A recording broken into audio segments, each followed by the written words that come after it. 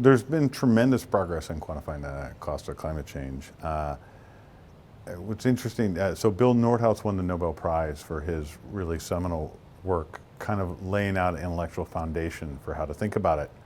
But what Nordhaus and a couple other people were hampered by, a lot of that work was in the 90s and early 2000s, was they didn't have data. They didn't have big, strong, fast computers. And in the last decade or so, maybe in 15 years, there's been an explosion of work taking advantage of the advances in access to data and the advances in computing, and that's unlocked new understandings about what the impacts of climate change will be.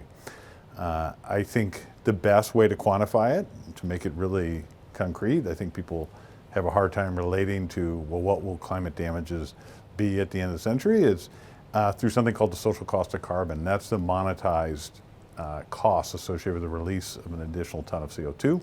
The world does about 50 billion tons of those a year.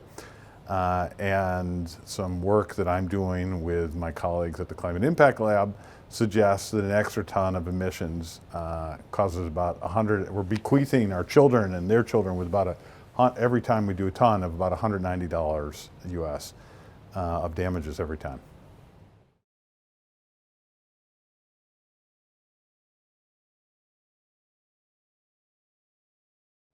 I think both have been remarkably effective at bringing down carbon emissions.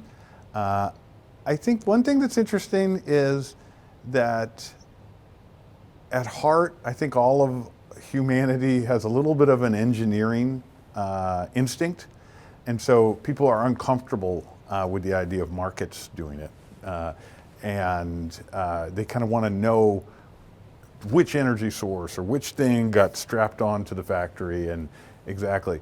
And the thing about markets is it unleashes the creativity of people and firms. And so you can't say, well, that exactly happened at this factory because of a carbon price. And so I wish, to get to your question, that in Sweden and in the EU, there was a full embrace of markets. And what that would mean is effectively getting rid of all the regulations that exist inside those markets and letting the market really completely do its work.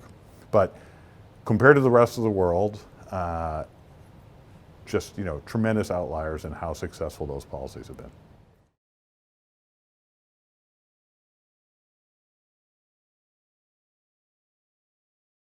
I think what's interesting is that people can kind of get climate on the brain and it blocks out the sun.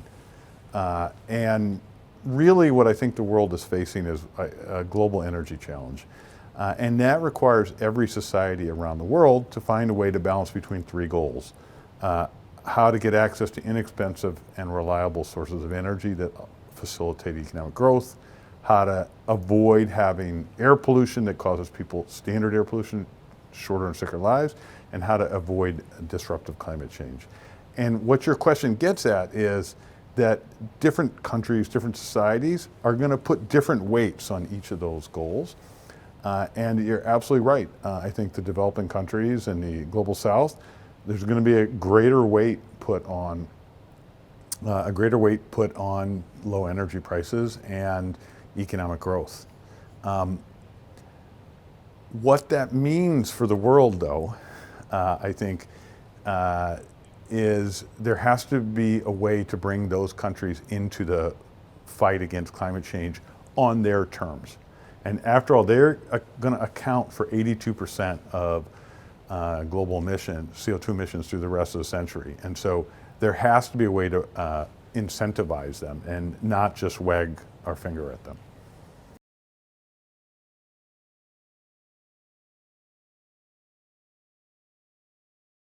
Oh, I think look, CO2 is an externality, and so it requires government to create incentives, be it through policies or setting up markets. And if the playing field is leveled so that the fossil fuels no longer have an advantage, the money will come. I'm not worried about that. The money will respond to the incentives.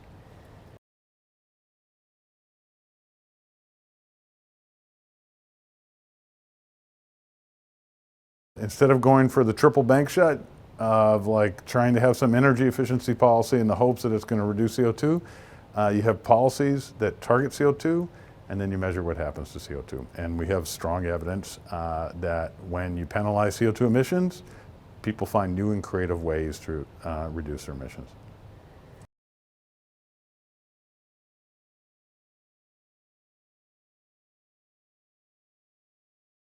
I think number one is the pollution, be it conventional air pollution or CO2, is predominantly in in the global south.